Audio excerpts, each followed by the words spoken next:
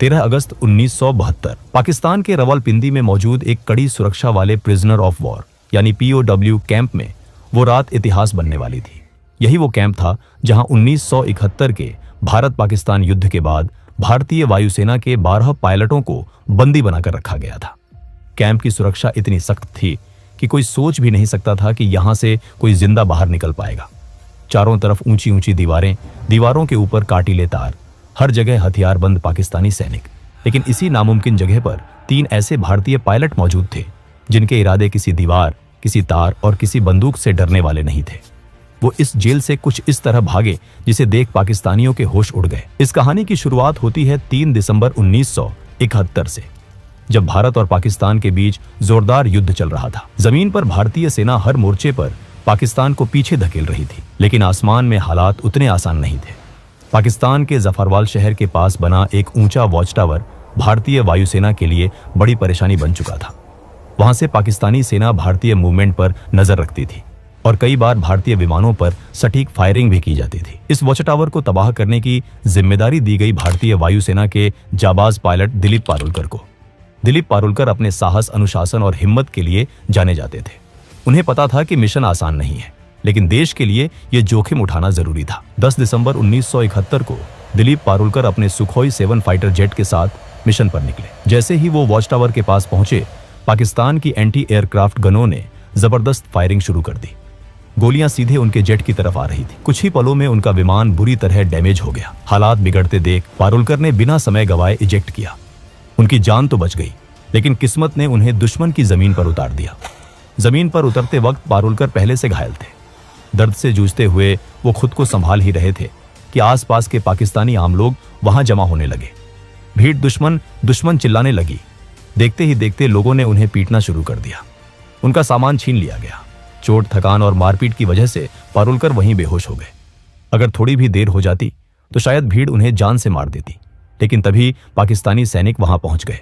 सैनिकों ने भीड़ को हटाया और कहा, यह जिंदा हमारे ज्यादा काम का है। इस तरह दिलीप पारुलकर को मौत के मुंह से निकालकर हिरासत में ले लिया गया। जब पारुलकर को होश आया तो उन्होंने खुद को एक अंधेरी, तंग और सीलन भरी कोठरी में बंद पाया। सामने एक पाकिस्तानी अधिकारी खड़ा था। उसने कागज और पेंसिल उनकी तरफ बढ़ाए और कहा, आदमपुर एयरबेस का नक्शा बनाओ। आदमपुर एयरबेस भारतीय वायुसेना का एक बेहद अहम ठिकाना था। पारुलकर ने तुरंत मना कर दिया। इसके बाद शुरू हुआ टॉर्चर का सिलसिला। आखिरकार भारी दबाव में आकर पारुलकर ने नक्शा बना दिया। पाकिस्तानी अधिकारी बहुत खुश हुआ, लेकिन कुछ देर बाद वो गुस्से में वापस लौटा। असल में पारुलकर ने आदमपुर एयरबेस का नहीं, बल्कि मुंबई एयरपोर्ट का नक्शा बना दिया था। गुस्से में अधिकारी ने सजा सुना दी। पूरी रात कोठरी के एक कोने में खड़े रहना होगा। एक गार्ड को आदेश दिया गया कि अगर पारुलकर बैठे तो तुरंत गोली मार दी जाए। पूरी रात पारुलकर खड़े रहे। शरीर जवाब दे रहा था, लेकिन गार्ड को उन पर तरस आ गया।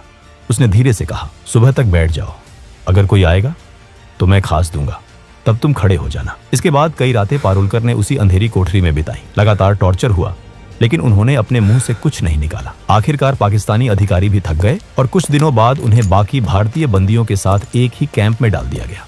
यही था रावलपिंडी का POW कैंप, जहां भारतीय वायुसेना के 12 पायलट कैद थे। यहां पारुलकर को पता चला कि बाकी साथियों के साथ भी ऐसा ही बर्ताव हुआ था। सबने दर्द सहा था, लेकिन किसी का हौसला नहीं टूटा था। इस कैंप के इंचार्ज थे उस्मान हामिद। वो भारतीय पायलटों के साथ सम्मान से पेश आते थे। हालांकि कई पाकिस्तानी अधिकारियों को ये बात बिल्कुल पसंद नहीं थी। उसी उस्मान हामिद ने भारतीय पायलटों को एक कैसेट प्लेयर और एक एटलस दिया। शायद उन्हें अंदाजा भी नहीं था कि ये छोटी सी मदद आगे चलकर कितनी बड़ी कहानी लिखेगी। 25 दिसंबर 1971 को कैंप में खबर पहुंची, ढाका में पाकिस्तान ने सरेंडर कर दिया है। भारत युद्ध जीत चुका है। 93,000 पाकिस्तानी सैनिक भारत की क़यादत में थे। कैंप में खुशी की लहर दौड़ गई। सबको लगा कि अब जल्द ही वो घर लौटेंगे, लेकिन दिलीप पारुलकर का मन कुछ और कह रहा था। उन्हें पता था कि कैदियों की अदला बदली में लंबा वक्त लग सकता है। उन्होंने साथियों से कहा, अगर हम यहां बैठे रहे तो शायद सालों लग जाए, क्यों ना हम खुद ही रास्ता निकालें। पहली बार किसी ने उनका साथ नहीं दिया, लेकिन पारुलकर हार मानने वाले नहीं थे। उनके दिमाग में एक बीज पड़ चुका था, आजादी का बीज, और यही बीज आने वाले महीनों में एक ऐसी योजना में बदलने वाला था जो रावलपिंडी की दीवारों को हिला देने वाली थी। 25 दिसंबर 1971 के बाद रावलपिंडी POW कैंप में एक अजीब सी खामोशी फैल गई थी। बाहर की दुनिया में जंग खत्म हो चुकी थी, लेकिन इन 12 भारतीय पायलटों के लिए लड़ाई अभी बाकी थी। सबको उम्मीद थी कि भारत और पाकिस्तान के बीच युद्ध बंदियों की अदला बदली जल्द होगी, लेकिन दिन बीतते गए, हफ्ते गुजर गए और कोई ठोस खबर नहीं आई। दिलीप पारुलकर को अंदर ही अंदर ये महसूस हो रहा था कि सरकारों की बातचीत में बहुत समय लग सकता है। उनका मन मानने को तैयार नहीं था कि वो बस इंतजार करते रहे। उनके लिए आजादी का मतलब था खुद के दम पर निकलना। शुरुआत में उन्होंने एक अलग योजना सोची। जब रात को टॉयलेट जाने के लिए एक सिपाही उनके साथ आता था, तब उसकी बंदूक छीनकर उसे ढाल बनाकर बाहर निकलने का प्लान बनाया गया। लेकिन ये रास्ता बहुत जोखिम भरा था। काफी सोच विचार के बाद पारुलकर ने यह प्लान खुद ही छोड़ दिया। समय बीतता गया, कई महीने गुजर चुके थे, लेकिन भारत सरकार की तरफ से कोई हलचल नहीं दिख रही थी। इसी दौरान कैंप में मायूसी बढ़ने लगी। तब पारुलकर ने एक बार फिर अपने साथियों से बात की। इस बार दो लोग आगे आए, MS ग्रेवाल और हरीश सिंह जी। तीनों ने तय किया कि अगर किस्मत ने मौका दिया है तो वो उसका इस्तेमाल जरूर करेंगे। अब शुरू हुआ असली प्लान। सबसे पहले उन्होंने कैंप के इंचार्ज उस्मान हदीद द्वारा दिए गए एटलस को ध्यान से पढ़ना शुरू किया। रात रात भर वो नक्शे देखते, रास्ते समझते और संभावनाएं तलाशते। प्लान साफ था। जेल से निकलने के बाद सीधे भारत पाकिस्तान बॉर्डर जाना बहुत खतरनाक था, क्योंकि युद्ध के बाद वहां सुरक्षा बेहद सख्त थी। इसलिए उन्होंने तय किया कि वो पहले अफगानिस्तान की तरफ जाएंगे और वहां से किसी तरह भारत पहुंचेंगे। अगला कदम था सही सेल चुनना। उन्हें ऐसा सेल चाहिए था जो कैंप की बाहरी दीवार के सबसे पास हो, जहां गार्ड कम आते जाते हों। काफी निरीक्षण के बाद उनकी नजर पड़ी सेल नंबर 4 पर, लेकिन उस सेल में शिफ्ट होना आसान नहीं था। यहीं पर पारुलकर की समझदारी काम आई। उनका व्यवहार गार्ड्स के साथ हमेशा ठीक रहा था। धीरे धीरे उनकी कुछ सिपाहियों से जान पहचान हो गई थी। उसी का फायदा उठाकर उन्होंने रिक्वेस्ट डाली और आखिरकार पारुलकर, ग्रेवाल और हरीश सिंह जी को सेल नंबर 4 में शिफ्ट कर दिया गया। इस सेल में पहले से एक और भारतीय पायलट मौजूद थे, विद्याधर शंकर चाटी। चाटी भागने के प्लान में शामिल नहीं होना चाहते थे, लेकिन वो इन तीनों की मदद करने को तैयार थे और यही मदद आगे चलकर बेहद अहम साबित होने वाली थी। अब असली चुनौती थी दीवार में सुरंग बनाना। सेल की दीवार लगभग 18 इंच मोटी थी। बिना किसी औजार के इसे तोड़ना नामुमकिन था, लेकिन किस्मत एक बार फिर उनके साथ थी। किसी तरह उन्होंने एक कैंची और एक स्क्रू ड्राइवर चुरा लिया। हर रात ठीक 12 बजे से 1 बजे तक बेड के नीचे जाकर काम शुरू होता। एक आदमी दीवार कुरेदता, बाकी 3 पहरा देते। दीवार से निकलने वाली मिट्टी और सीमेंट को बेड के नीचे छुपा दिया जाता। सुरक्षा बढ़ाने के लिए उन्होंने सेल के अंदर लगे बल्ब का फ्यूज उड़ा दिया, ताकि गार्ड ठीक से देख ना सके। जेल में बल्ब बदलने की प्रक्रिया लंबी थी और इसका फायदा इन तीनों को मिला। एक रात खतरा बहुत करीब आ गया। एक गार्ड ने बाहर से झांक कर देखा और उसे लगा कि सेल में सिर्फ 3 पायलट हैं, जबकि उस वक्त हरीश सिंह जी बेड के नीचे थे। गार्ड ने आवाज लगाई, लेकिन तीनों ने सोने का नाटक किया। गार्ड भागकर इंचार्ज उस्मान हामिद को बुलाने गया। उसी पल सिंह जी चुपचाप बाहर निकले और लेट गए। जब उस्मान हामिद आए और चारों पायलटों को देखा तो उन्होंने गार्ड को ही डांट दिया। दिन बीतते गए, हफ्ते महीनों में बदल गए। दीवार की ईंटों से सीमेंट निकाला जाता, फिर ईंटों को वैसे ही वापस लगा दिया जाता। बाहर से देखने पर सब सामान्य लगता था। साथ ही उन्होंने भागने के बाद के लिए तैयारी शुरू कर दी। हर कैदी को हर महीने 57 रुपये मिलते थे। इन्हीं पैसों से तीनों ने ड्राई फ्रूट्स, कंडेंस्ड मिल्क और जरूरी सामान इकट्ठा किया।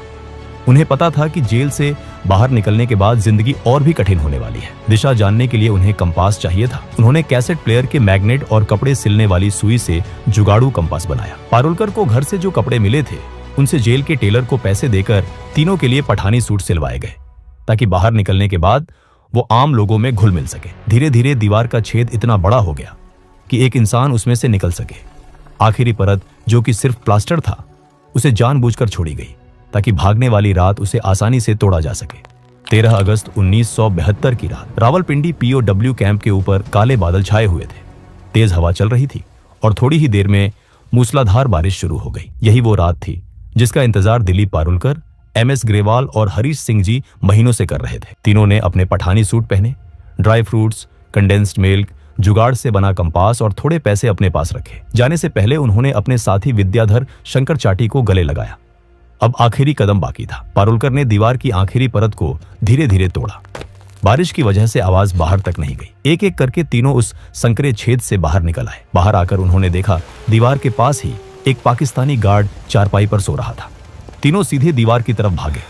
कुछ कपड़ों को बांधकर उन्होंने रस्सी बनाई, उसे ऊपर फेंका और दीवार के काटीले तारों के पार अटका दिया। पहले पारुलकर, फिर ग्रेवाल और आखिर में हरीश सिंह जी दीवार फांदकर दूसरी तरफ उतर गए। अब वो जेल से बाहर थे, लेकिन असली लड़ाई अब शुरू होने वाली थी।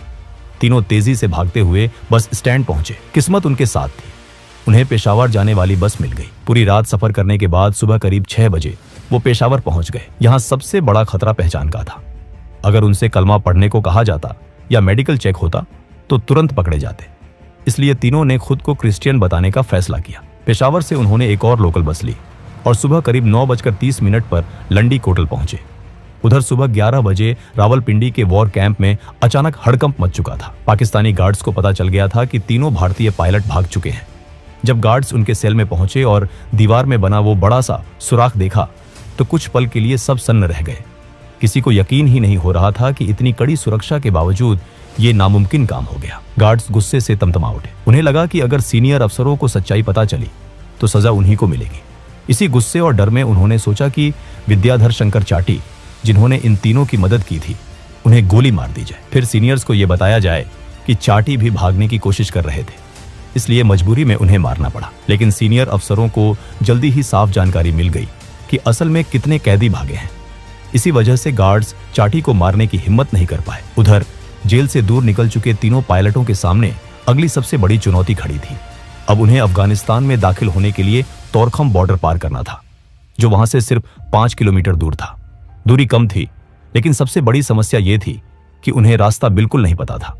उन्होंने अपने पास मौजूद एटलस में देखा कि तोरखम बॉर्डर के पास एक जगह दिखाई गई थी, लंडी खाना रेलवे स्टेशन। नक्शे के हिसाब से अगर वो वहां पहुंच जाते तो वहीं से होते हुए तोरखम बॉर्डर जाना आसान हो सकता था। लेकिन उन्हें यह नहीं पता था कि यह नक्शा बहुत पुराना था और लंडी खाना रेलवे स्टेशन 1932 में ही बंद हो चुका था। तीनों एक चाय की टपरी पर पहुंचे और वहां खड़े एक आदमी से पूछा, लंडी खाना कैसे जाए? ये सुनते ही आसपास के लोग उन्हें घूरने लगे। तभी एक आदमी आगे आया और सख्त लहजे में पूछा, तुम कौन हो, कहां से आ रहे हो और कहां जा रहे हो? पारुलकर ने जवाब दिया, हम पाकिस्तान एयरफोर्स के अफसर हैं, छुट्टी पर हैं और घूमने जा रहे हैं। दुर्भाग्य से वो आदमी तहसीलदार का क्लर्क था। उसे शक हो गया। उसने कहा, यहाँ इस नाम की कोई जगह नहीं है। भीड़ बढ़ने लगी। उस आदमी ने ताना मारा, तुम तीनों बंगाली हो ना, अफगानिस्तान भाग रहे हो? ग्रेवाल ने हंसते हुए कहा, क्या हम आपको बंगाली लगते हैं? लेकिन शक और गहरा गया। तीनों को पकड़कर तहसीलदार के पास ले जाया गया। वहां भी उन्होंने खुद को पाकिस्तानी एयरफोर्स अफसर बताया, लेकिन तहसीलदार ने भरोसा नहीं किया। आखिरी दाव खेलते हुए पारुलकर ने कहा, हमने अपने वतन के लिए खून पसीना बहाया है। अगर आपको भरोसा नहीं है तो पाकिस्तान एयरफोर्स के एडीसी उस्मान हामिद से बात करवा दीजिए। पारुलकर को लगा था कि इससे वो बच जाएंगे, लेकिन यही बात उनकी सबसे बड़ी गलती बन गई। तहसीलदार ने तुरंत उस्मान हामिद को फोन किया और दिलीप से बात करवाई। दिलीप को बात करनी ही पड़ी। इसी पल उस्मान हामिद को समझ आ गया कि तीनों वही भारतीय पायलट हैं जो रावलपिंडी कैंप से भागे हैं। उस्मान हामिद ने तहसीलदार से फोन पर कहा, ये हमारे लोग हैं, जब तक हमारे सिपाही वहां नहीं पहुंचते इन्हें सुरक्षित रखा जाए। कुछ घंटों बाद पाकिस्तानी सैनिक आए और तीनों को दोबारा रावलपिंडी ले जाया गया। उन्हें 30 दिन की सॉलिटरी कन्फाइनमेंट की सजा दी गई।